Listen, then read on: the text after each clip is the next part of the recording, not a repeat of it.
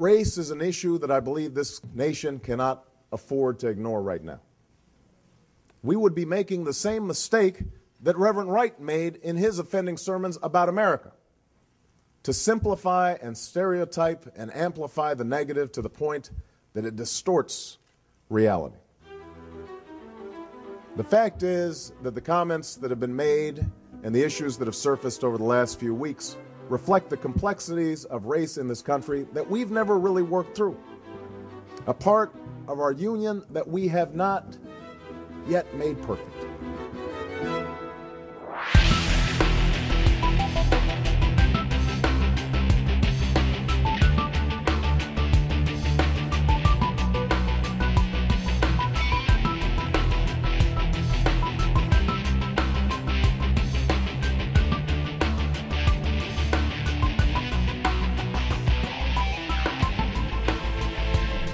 I agree with Senator Obama. It is time for America to have a conversation about race. I can't think of another issue facing our country that is more timely or more important today than the issue of racism. I also can't think of another issue that is more artificial, manufactured, and manipulated than this whole construct called racism. You see, I've grown suspicious of the term itself and of people who use it frequently.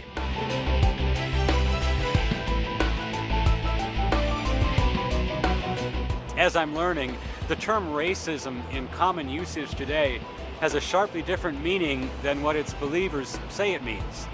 And I use the word believers intentionally because, as I'm going to try to demonstrate, the believers in racism feel that racism is all around them, it's everywhere, all the time, yet they have a hard time coming up with any real-life examples of it, or even a definition of what it is. This phenomenon, or disconnect, was one reason I decided to look a little more closely into this. I mean, we have this term racism, which is used frequently by our media companies and by our own government to describe what they call the worst of human behaviors. Yet, as I'm going to illustrate, these are behaviors that we all engage in, every one of us. Yet, only a select few are ever identified or admonished publicly for their racism. And who are the select few? Who are the officially designated practitioners of racism? People like me, the white Americans of European heritage, the largest racial group in America.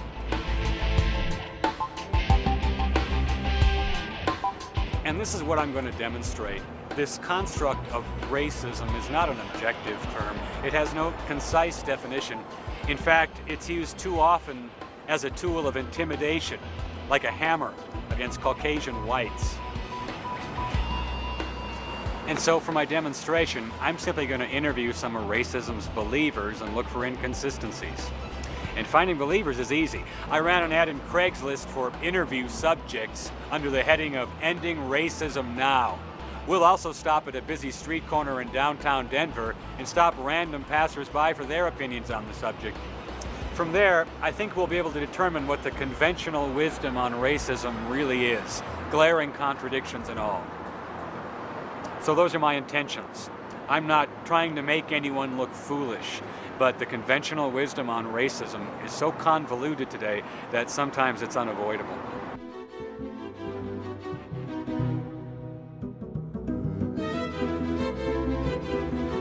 Do you see racism in your daily life?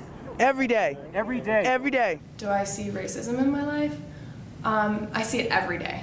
Every day. I see racism in my daily life almost every place. In my daily life. Do you see racism in your daily life? Yeah, a lot. A lot? Yes. It's still here. It's still here. It's still here. I see racism in my daily life pretty much typically every day, you know. You see it every day, like if you walk into a company and you're the only black person there, or you're the only Asian, or the only gay person, or the only Muslim person. It's not very diverse. Do I see racism in my daily life?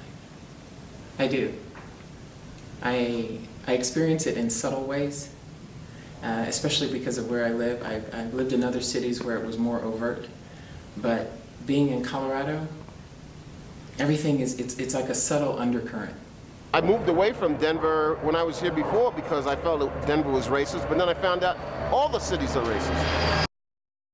Phase 1 complete. Racism is everywhere. Now I'll ask the other question. Can you tell me, in your opinion, what is racism? I can tell you what racism is not. To me, racism is when, it's so hard. Racism is when we chop ourselves into categories. And I'm not sure why we do that, because when you really look at the quantum level or the basic fabric of the universe, there is no separation. You know, I am you, I am the chair, I am the wall, I'm the rug, I'm the rock, I'm the tree, I'm the grass, I'm everything. My definition of racism deals with ignorance and lack of knowledge, lack of tolerance, and putting, it's as if saying, once we put a boundary, you and I can no longer communicate. Obama, I think that people might not vote for him because he's black, and I think that it's the same thing with like sexism, because people might not vote for Hillary because she's a woman. I see that as racism when you look at a person and because of what you've been taught and what you know from your family, what's been ingrained into your psyche, that's where your ideas of racism come from. It's the racial profiling. It's that we have so many people of color, men of color in particular, in prisons. It's the disparities in economic class between different races. The police harassing the homeless people and stuff like that, well, like that could be racism too, because we ain't making an income and stuff. But don't they have to be a different race from the police for it to be racism? No, it don't. Racism could be anything. Like I could be racist against him per se. He could be gay and I could be straight. That's still racism. So that's racism to you? Yeah.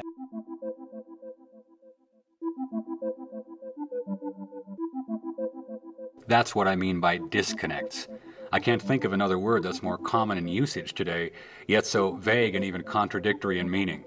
Can anyone be blamed for being a little leery of such a flexible term?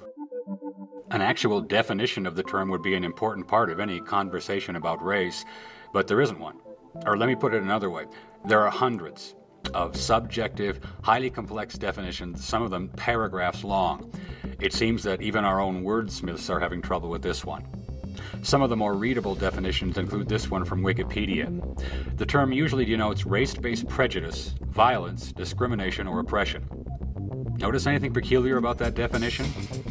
Yeah? It says usually.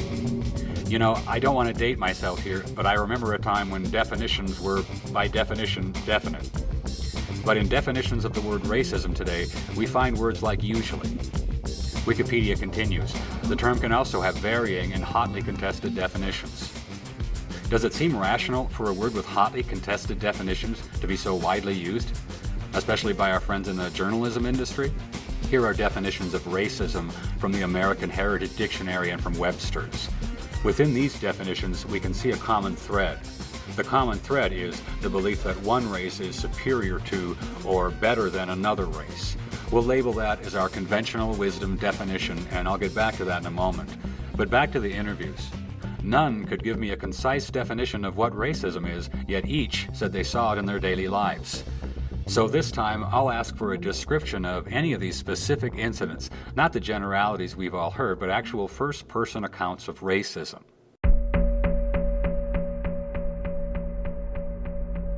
Ooh, example. Ooh, man. Example. Oh, I guess, I'll give you an example. I went to a local community college library to use a computer because I haven't gotten into an apartment yet. I'm returning to Denver. And I noticed that one of the guys that worked in the library, he's staring at me. He's pretending he's going to get coffee, but he's staring at me while I'm using the computer. So then when I leave, he and one of the other librarians, they say to me, well, goodbye now. Like it gave me the impression they were saying like good riddance now. I take the light rail to school every day, and maybe a black person was being loud. And my automatic thought is to think, you know, black people, they're so loud, you know, or black people this or black people that. And it's wrong, and I realize it right away, but it's just the culture that I grew up in, this white culture, and racist culture that we live in, it's just bound to get you in one way or another. For example, I see how my friends have to struggle, my friends who are people of color have to struggle with just getting through the day and dealing with the people that are in their lives or at stores who are giving them a hard time. Say you have a white person come in, they'll greet the white person, and then a black person walks in and they'll get on you and ask you, is there something I can help you with? Can I find you something? Can I interest you in something? They'll pay more closer attention to the black person.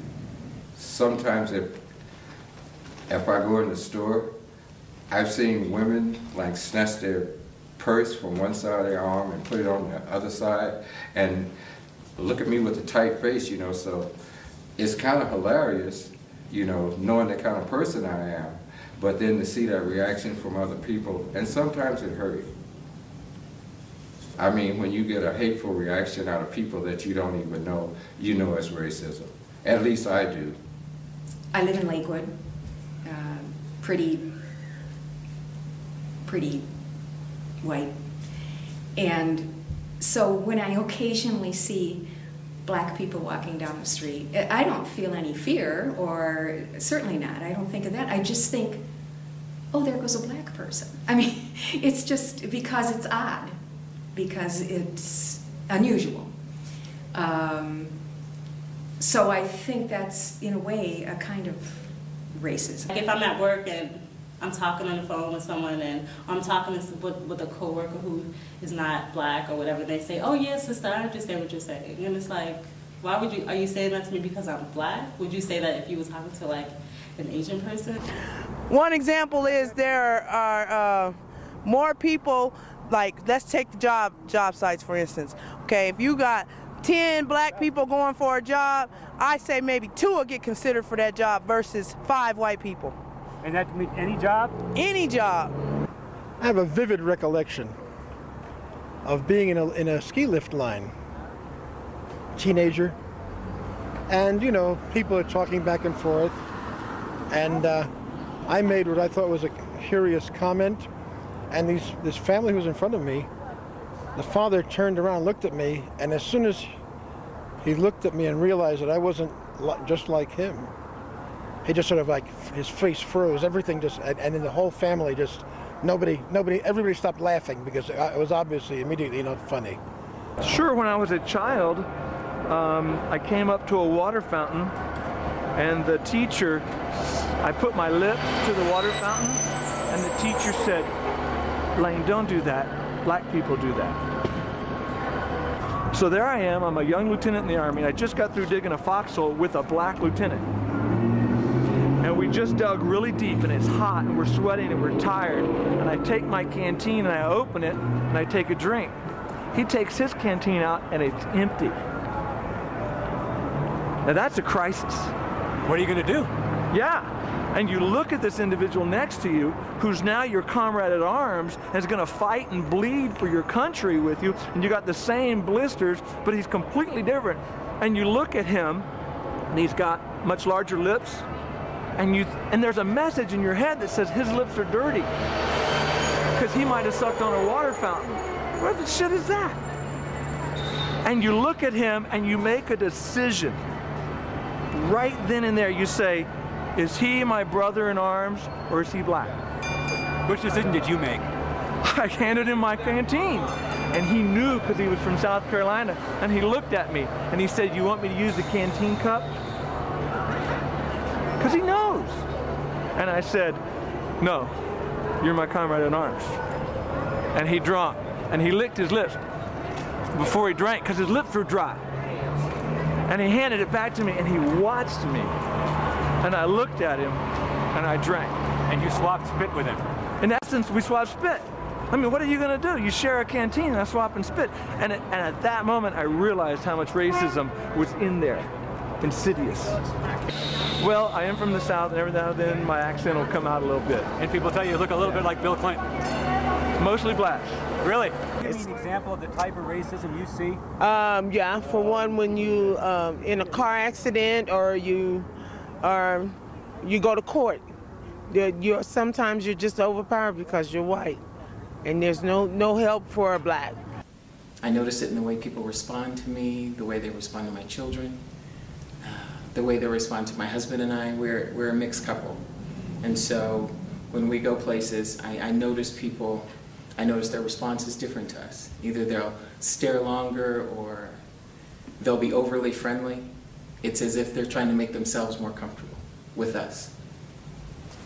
I date interracially. I get stares from white guys. I was at Adams Mark Club, nightclub, not long ago, and I'm out dancing, and there's this white guy, he's walking by, oh, you're a good dancer. I don't need to hear that, so what, I'm a good dancer, there's other good dancers too. Then he gets out on the dance floor by himself and he starts dancing like he's some kind of great dancer. Apparently trying to show me up. I don't care, and leave me alone. I date who I want to date. Just so happens I prefer dating white women. When I think of an example of how that plays out, just look at the recent immigration debates. We want to build, a fence, a wall along our border with Mexico, which has brown people in it, but we don't want to build a fence or a border to the north with our Canadian neighbors, which is mostly white people. Why is that?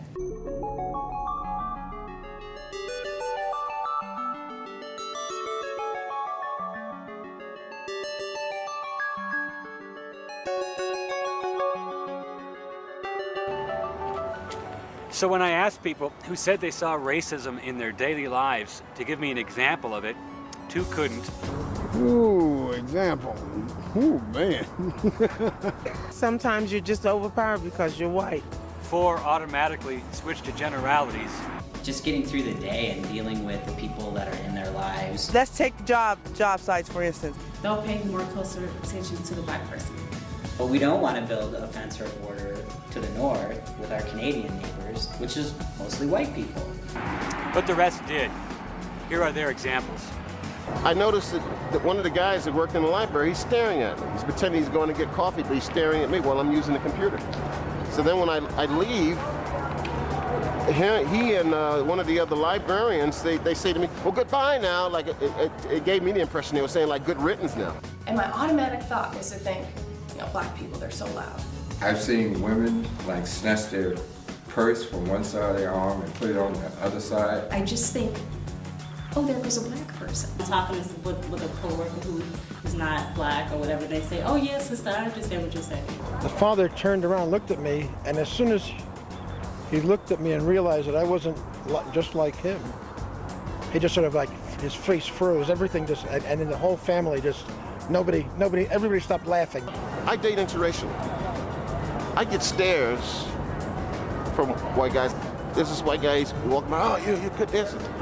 I don't need to hear that, so what, I'm a good dancer, there's other good dancers too. I came up to a water fountain, and the teacher, I put my lips to the water fountain, and the teacher said, Blaine, don't do that. Black people do that. I notice their response is different to us. Either they'll stare longer or they'll be overly friendly.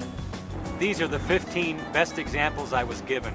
I haven't hidden any coherent examples just to help make my point. And I have to mention again that these examples are given by people of all races who claim to see racism in their daily lives. Well, I hate to have to be the one to point this out, but all of these examples of this so-called racism that permeates our nation, none of them really amount to anything. Can staring at someone really be compared with persecution? Can being overly friendly to someone really be compared with denying them employment? And when I become aware of disconnects like this, I start to look for others.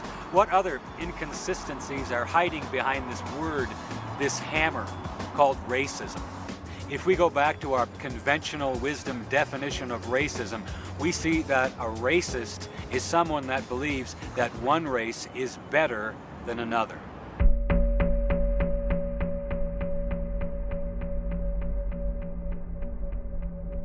What would you say to someone that said blacks are better basketball players than whites on average? I would say that is true. Would you agree the NBA is 90% African American? Yes, I would. Why is that? Because they think that we're black, that we're better at athletes and stuff like that. As it is now, yeah, I would say that black men are better at basketball than white men. Okay. Because of the results that we see. Because of the results that we see. I mean, I thought that if a white person has the skill of a black person, they could be on the basketball team. I'm not that well acquainted with it in terms of the racial, how it's occurred that the racial makeup of basketball teams is as such as it is. I have always believed it probably had to do with their skill at the game. Well, that wasn't too hard. Most people have no problem with saying that blacks are better at basketball than whites, even though that does fit that common thread among definitions of racism. See the disconnect? So I guess it's okay to say that one race is better at something than another, as long as the one race is never white people. And if you think I'm kidding or maybe paranoid, let's see how many people would be willing to state that white people may be just as skillful in other areas as blacks are at basketball. Are black people overrepresented in basketball? Yeah, I think they are. Why? They're probably better players. Is it safe to say then that the white people might be better at human relations? No. Do I think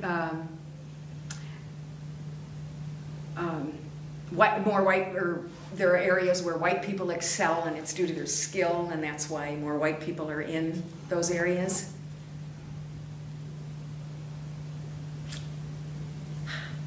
That's a tough one.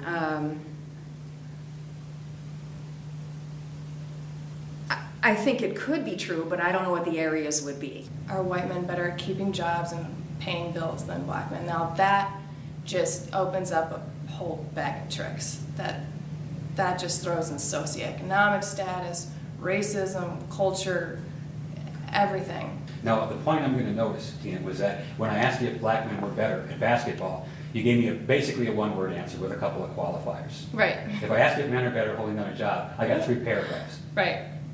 Can you see maybe a different standard that you assign to blacks versus you assign to the whites? No. No? No. Even though you gave me a yes, blacks are better because of the evidence. Mm-hmm. But whites, even though the evidence shows they're better at this, we've got to back up and we've got to really consider this more. Yeah. You don't consider that any kind of a double standard at all? No, I wouldn't call it a double standard at all.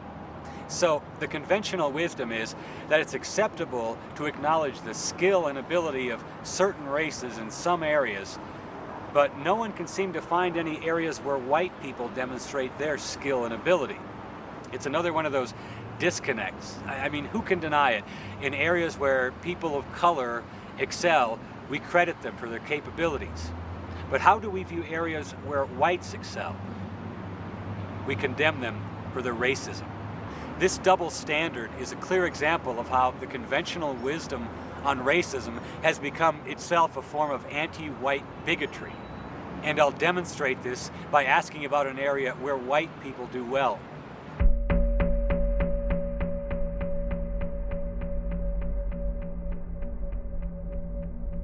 Why is it that Caucasian students test higher on standardized tests than black students? Well, because the tests are made for them. The tests are made for the Caucasians? Oh, yeah. The best thing you can do in school is be white, because that's the easiest way to get through. And primarily, most people who get through school who are white don't ever learn anything. All they do is memorize the answers until they take the test. I would say who writes the IQ test when thinking about who scores higher. So if you have white people that are writing the tests and creating the scoring for the tests, then of course white people are going to score higher on IQ tests. I know that there's been evidence that the questions are cultured towards the white, or each question is culturally biased towards the white culture. Most of the tests are composed and put together by non-African Americans. Well, first of all, you have to look at who wrote the tests. We don't always know. So there may be cultural bias. See that? Pick an area where white people outperform others, and the conventional wisdom is that it's not due to their skill, but due to some type of white bias. This is another example of how the conventional wisdom on racism today is actually quite biased against white people. The reason whites perform well on standardized tests is because we cheat. What would you say if I told you that white people write the IQ tests, but Asians always outscore them? I would find that fascinating, but not, I mean, I guess not necessarily surprising. I think that each culture has its gifts and talents, and taking tests is a certain talent. I don't believe there's a possibility that there is, that our testing results, the grades of our children has nothing to do with racism. I think that would be naive to say. But yet, we still can't come up with an explanation of why the culturally biased test designed by whites actually favor Asians. That's true. I didn't say that there was a method to the madness. I just said there was a madness. You feel that the bias is toward whites? Towards white culture. What do you say when people say that these tests that are written by whites, consistently the highest scores are Asians?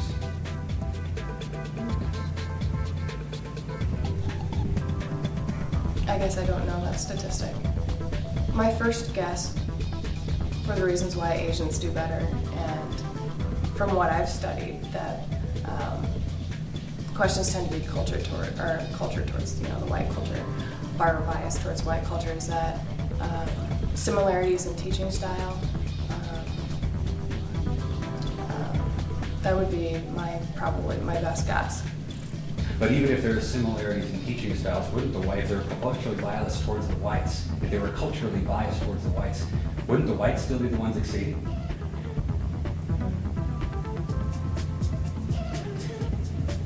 Yeah, if you look at it on face value.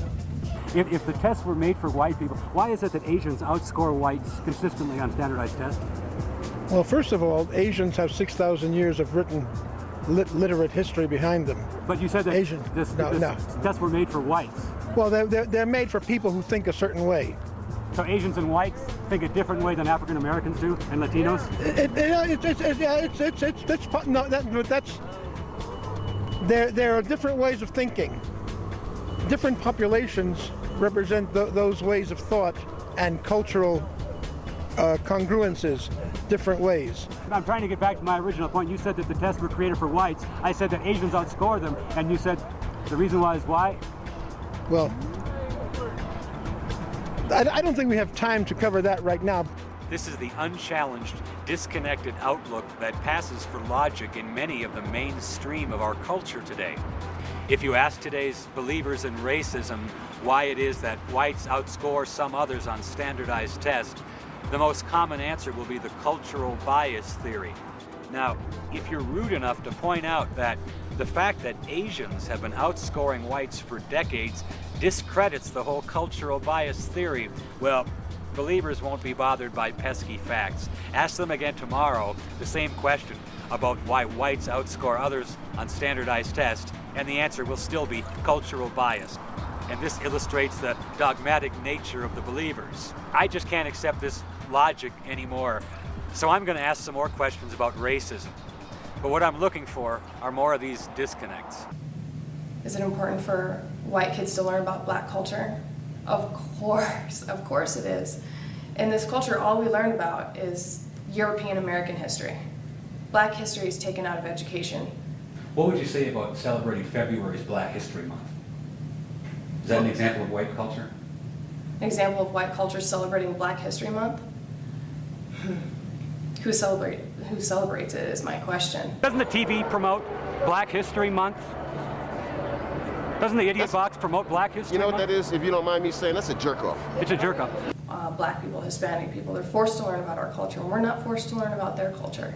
And it's sad. I don't think so. If 66% of the population or the audience, TV audience is Caucasian, and they don't have a channel that specifically emphasizes their culture, but yet Hispanic and African Americans do. That's a really hard question. We don't study it. We don't study the history of slavery in Africa. We do study the history of slavery in Africa, but we don't.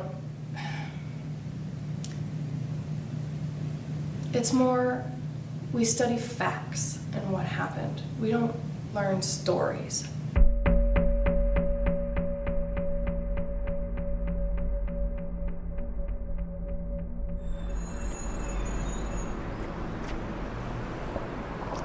And with all this racism that permeates our country today, I thought it would be easy for people to come up with the name of a public figure who was racist. It wasn't. Of the 50 or so people I interviewed on camera that see racism daily, none could come up with the name of a public figure that was racist. I had to offer a suggestion myself, admittedly to stimulate conversation.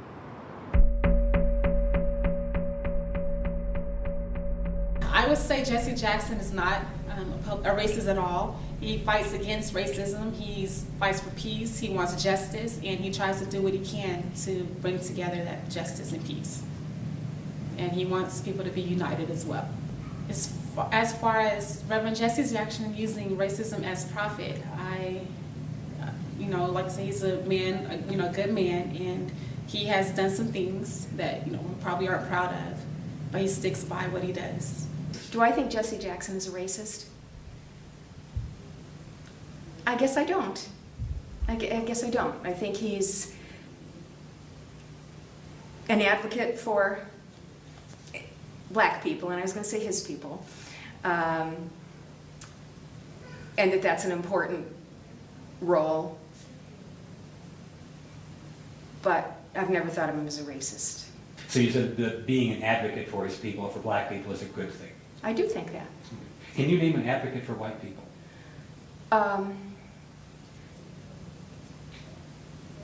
Can I name an advocate for white people? Wow. Specifically for white people.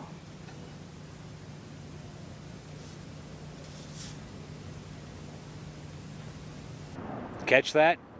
Being an advocate for one's racial group is an important role, as long as one's racial group is not white people.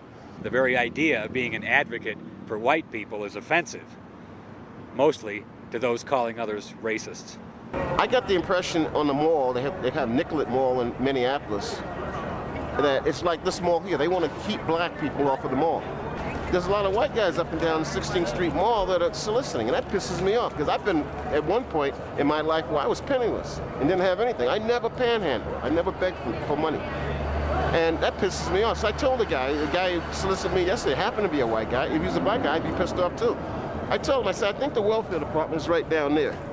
And that's another thing that pisses me off. I did everything I was supposed to do, never broke the law, always tried to work for a living, and I still get treated like a second-class citizen. I risk my life for my country. Who's treating you like a second-class citizen? Mostly white males. I do believe that our culture is racist. Who's it in benefit of? White males. White males? Yeah. You mentioned the racism, but where's the racism in this? The racism is he's paying particular close attention to me because I'm in the company, my girlfriend's white, and I'm in the company of a white woman. This isn't a dance club? Yeah. A disco? Yeah. But can you ever see a situation where African-American men might try to intimidate white men in that same situation? Yeah, but not as much. Not as much? It doesn't happen as much. I've seen a lot of black people make white people uncomfortable.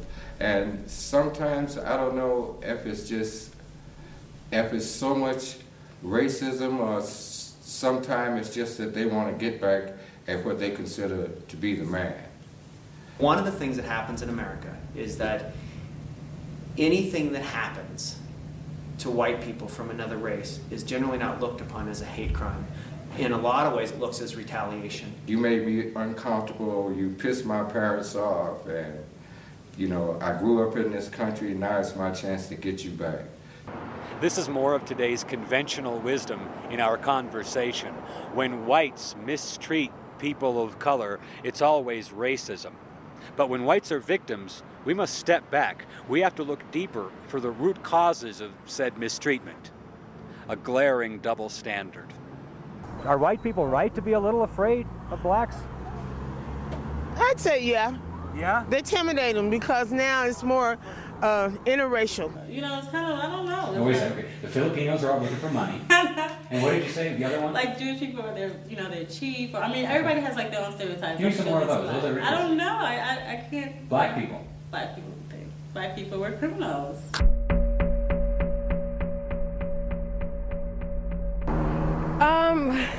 That's a hard question. I don't know. I don't have an answer for that one, actually.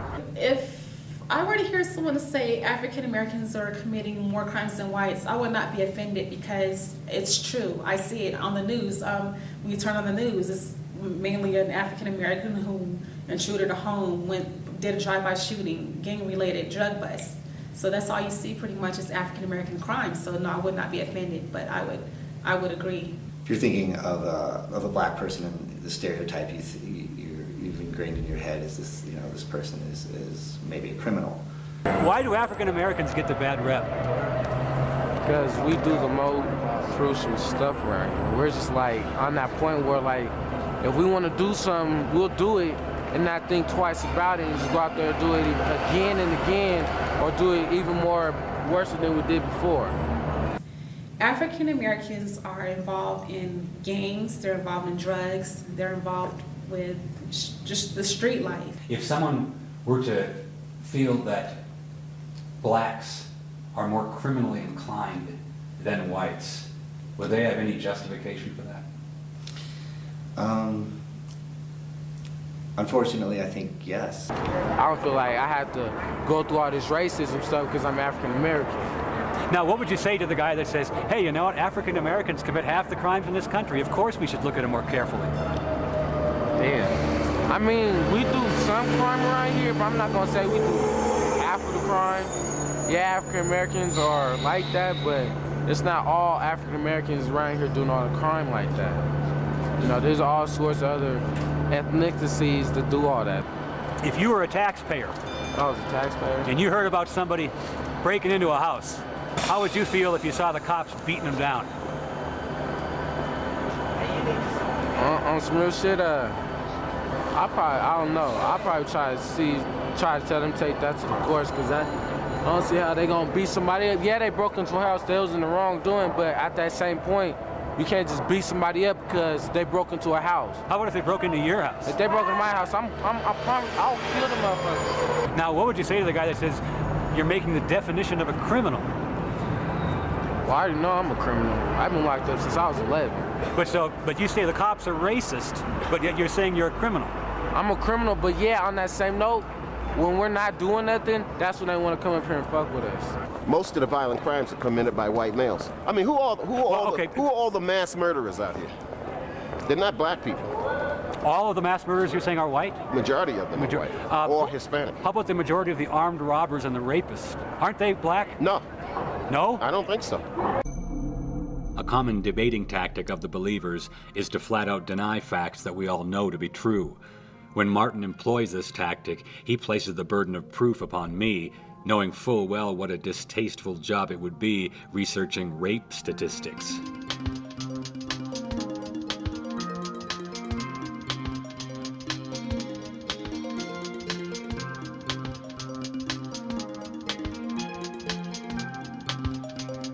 This shocking fact is one of many not reported to the American public.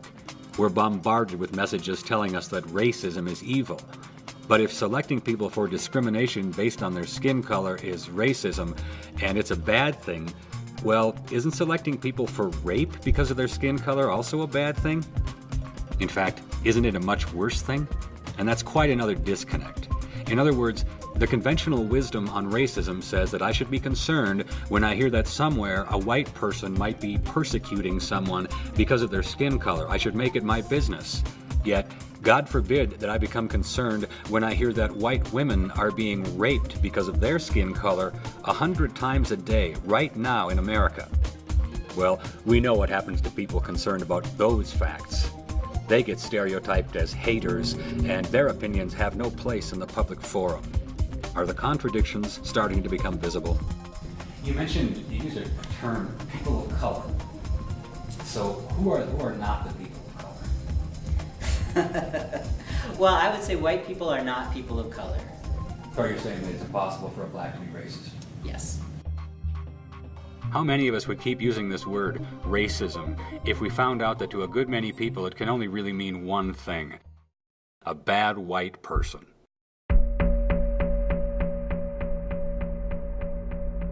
Have I been a racist? I like to think not.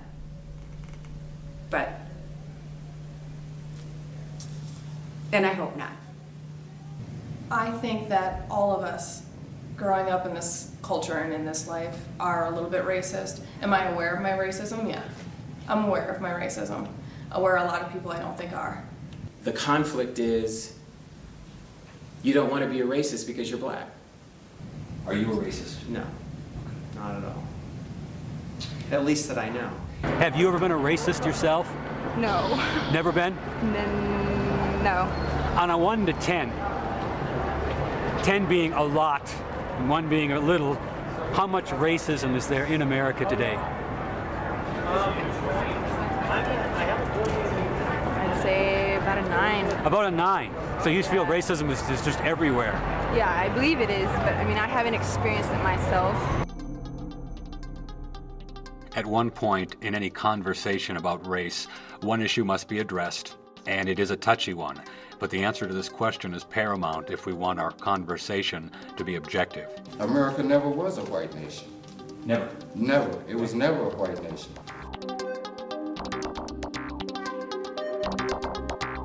If you want to get to whose country it was the Native Americans. Caucasians came and took that land from them. Europeans. Europeans stole their land. Matter of fact, this isn't even their country. They came and took a country, you know, from people that opened their arms to them with love, and they deceived them.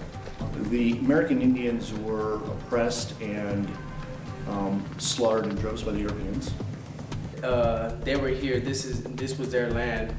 I'm not sure how they got here or if they fought anyone. What would you say to somebody who said every founding citizen of the United States of America was white? I think that's a tough one. What would you call a nation where every single citizen was white and where immigration was restricted to white Christians? Would that be a white nation? Why does this matter?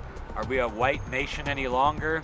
Once again, because of the disconnect, because of the anti-white bias that lies within the conventional wisdom on racism. Once again, if you accept the fact that America was founded as a white nation, then you must also accept the fact that her founding principles, which separate America from all other nations, were also developed by white men, not by a multicultural rainbow. And this fact drives the believers crazy. You see, it's okay to blame whites as a race for fuzzy historical discriminations, but it's a cardinal sin to credit whites as a race with anything. Your forefathers came over and they did their dirty deed and took most of the land, deceived most of the people, and the rest they killed. Now this is fascinating. Paul has absolutely no problem saying to my face, rather forcefully, that my forefathers came here and did their dirty deed. Now, the fact that he's completely wrong is so easily overlooked by today's believers, and I'll get back to that in a minute. But what is telling is that Paul has absolutely no problem with assigning collective racial guilt to all white people for presumably the way the American colonists treated the Indians. Can you see the contradiction? It's acceptable today to assign collective racial guilt to all whites for the actions of a minute fraction of them hundreds of years ago. Would it be acceptable today to assign collective racial guilt to any other races, for example, to blacks, let's say for the crimes that they themselves committed in this decade alone? Well, no, that would be racism. Get the picture? And just to clarify, I can trace my earliest ancestors here in America to the 1870s, after our Civil War. No forefather of mine ever killed an Indian or owned another human being, ever. And I'll suggest that there's a large group of white Americans just like me in that respect. We have no blood relatives that ever practiced ethnic cleansing or slavery, yet so many seek to blame us for it. They seek to blame us for crimes our forefathers never even committed, and yet excuse and ignore other racial groups where crime is rampant today. Huh? But I digress. When we talk about Europeans stealing the Indians' land, I have to ask, which Indians are we talking about? White people aren't the only people who killed folks for their land.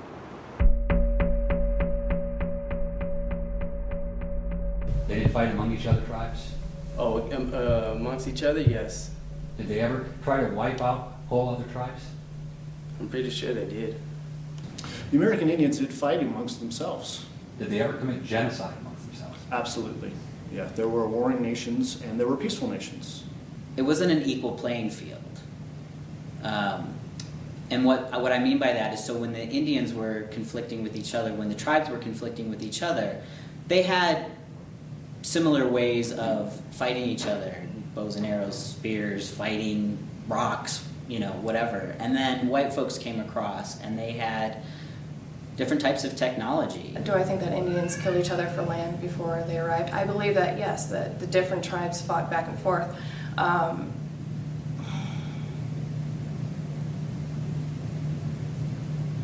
But it's different, and I'm trying to explain how it's different. Here's the difference. Believers apply one set of standards to whites and another set of standards to everyone else. Isn't what the Caucasians did to the Indians the same things what the Indians did themselves? Yeah. Okay. They gave them a taste of their own medicine. Look, every racial group, ethnic group, just about any other group you can think of today has advocates. Every group, that is, except white people. Don't believe me? Go to any university today and count the classes and approved organizations dedicated to the advancement of specific races or ethnic groups. You'll find thousands, each dedicated to their own race, except, that is, any groups dedicated to white advocacy. There are none. And that's a major disconnect.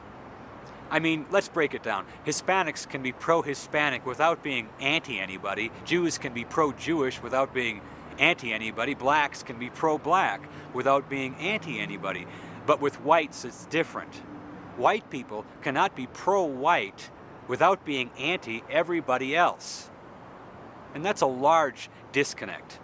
Can you see why I'm leery of the conventional wisdom on racism? The only positions made available to white people on the subject of our own race is indifference or supremacy.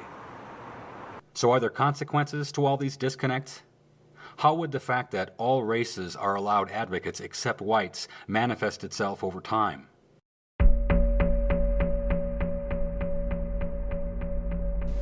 Do I think white people will become a minority? When I say that, I include particularly the Hispanic population. And yet I'm not, they're really, as I understand it, that's not really a race. So when we talk technically race, that's wrong. It's just that Hispanic people are a protected class. Do I think white nationalists have a point in saying enough is enough when whites are now at 66%, when our founding fathers were at 100%? I guess I don't. I don't think they have a point. I don't appreciate those organizations. But to some extent, I guess I can appreciate maybe their people's sense of loss. But in fact, white folks are starting to be a minority now. You think white people like that? Yeah, but seem like it's more Mexicans than white folks out here. Just maybe someday it just means a completely blended group of people that nobody will be able to figure out what anybody is anymore. Is that a good thing? I think that's a great thing. I think we are yellowing America and everybody's blending, and that, you know, I think that's a good thing. That's what it is. It's so many different races and so many different backgrounds, and it's a good thing, you know, something that people should accept. It's not like everybody's from England, or everybody's from Germany, or everybody's from France. This is a melting pot. It's 2008 now, you know, it's time for change. America isn't just, you know, the stereotypical Caucasian family or this and that. It's what, a mixing bowl?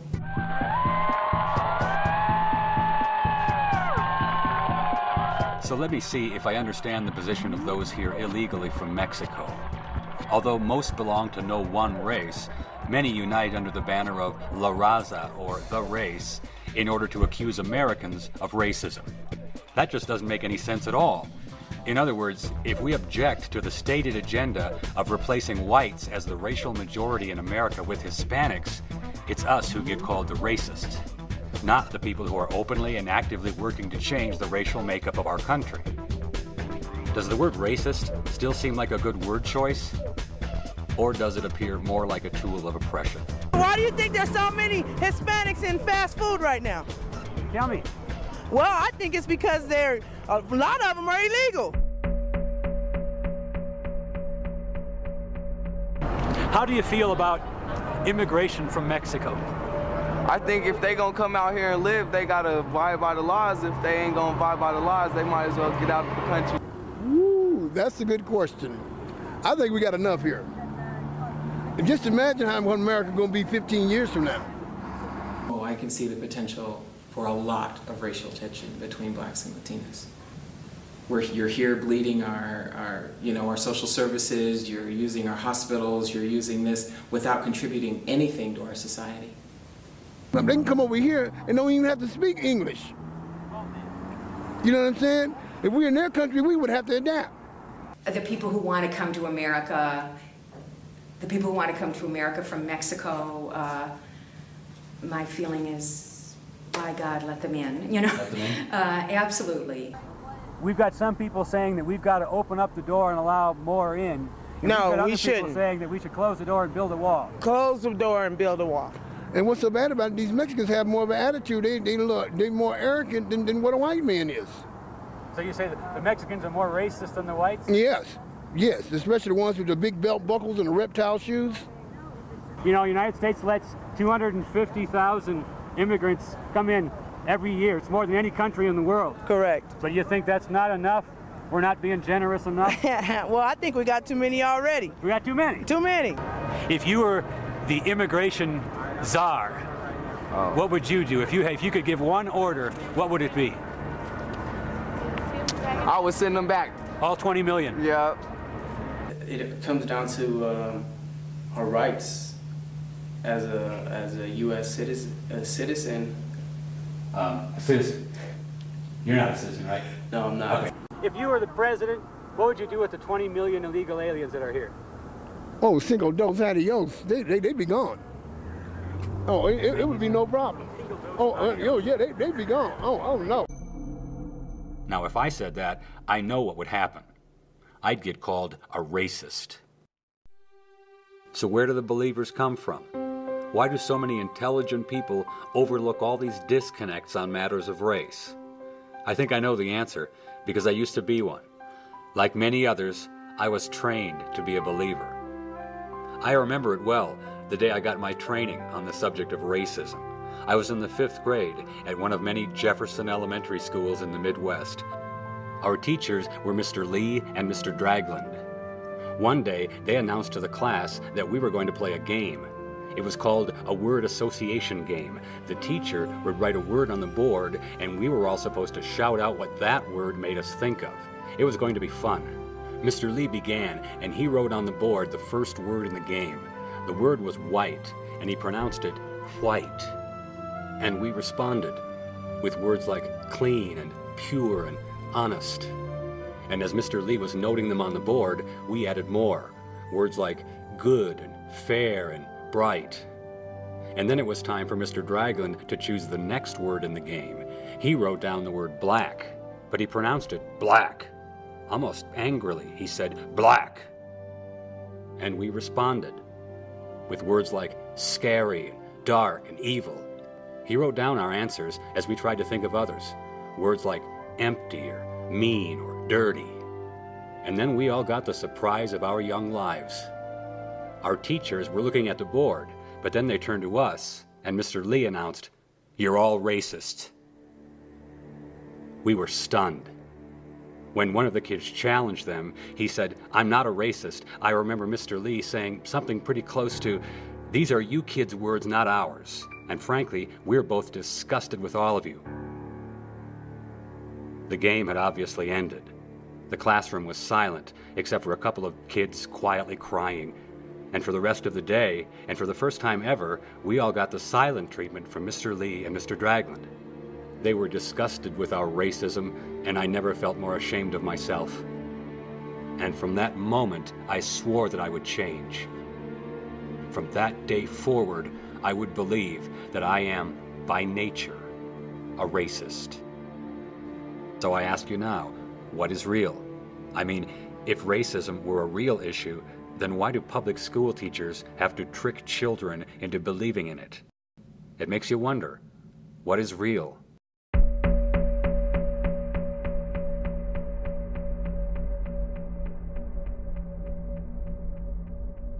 Do you see race as anything other than the color of someone's skin?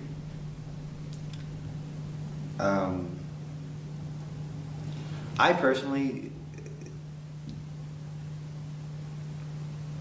personally see race as the color of someone's skin. The idea of race is strictly a social construct. Oh, it's just a distasteful subject altogether to be making judgments or even observations about humans regarding their flesh tone or their body shape. Scientists have came through and proved that we are all the same. So are you suggesting then that race is more of a social construct? Oh, absolutely. So here's some more of that conventional wisdom regarding matters of race. The fact that the different races share between 90 to 98% of their DNA is accepted as proof that the races themselves are not real, but rather a social construct. Now, it's very rude to point out the disconnect in that logic, mainly that the sexes, men and women, actually share more common DNA than is shared between the races. Yet no reasonable authorities are labeling the sexes as a social construct. In fact, the best example of a social construct I can think of is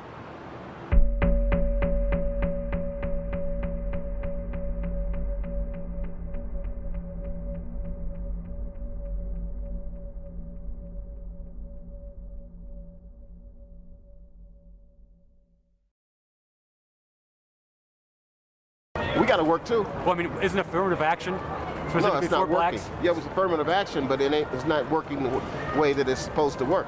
They hire a black female and say, yeah, we hired a minority and we hired a female.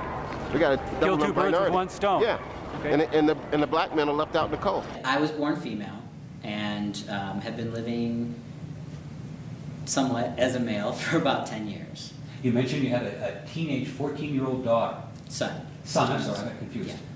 Biological? Yes. So I gave birth to him before I transitioned. For example, a city like New Orleans or Chicago, some people will call them black cities. Mm-hmm. They overwhelmingly vote for black politicians. Yeah. Is that evidence of their racism? I think they just want to see their own race come up. You said you see racism every day. Can you give me another example? Another example?